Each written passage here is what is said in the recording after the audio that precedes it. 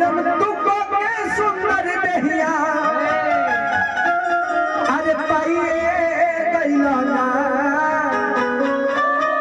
हो तू पाइए गइला ना ठीक ना बाप रे बाप तो हिल जाइए एक बेर की निमन करम तू को के सुंदर देहिया अरे पाइए गइला ना हो तू पाइए गइला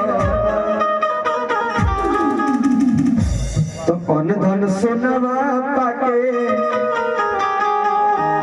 कि अन धन सोनवा पाके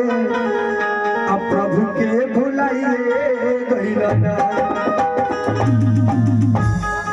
अन धन सोनवा पाके प्रभु का नाम भुला जाता है घरी लेकिन कहे के वाले के नायका भजन होता है मैं ताली होके पढ़ल 1 2 1 2 3 4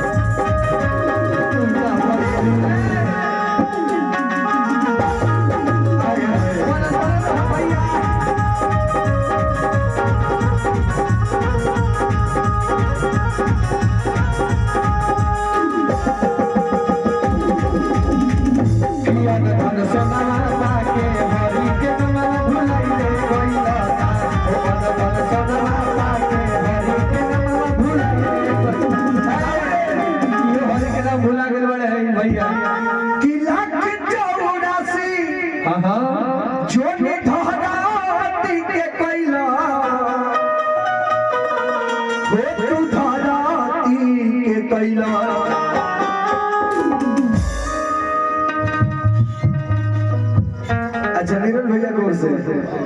होने से फुटका के ले रहनी हो नीरज भैया गौर से 201 रुपया का हाजिरी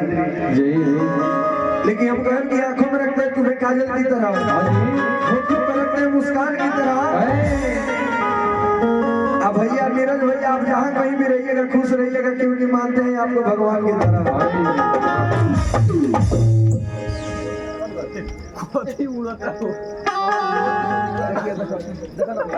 ठीक है किला चौरासी मुर्गा देखे जो निधाराती के कैला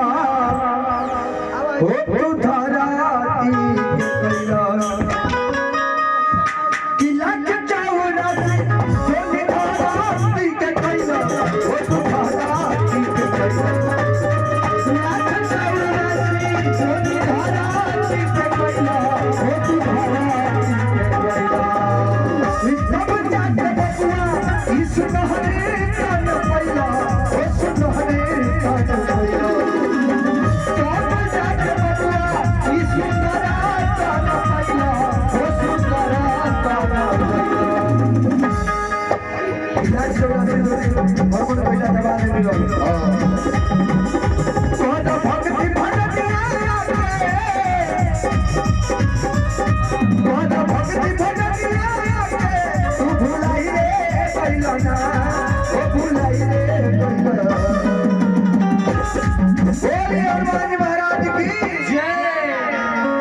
और अंत में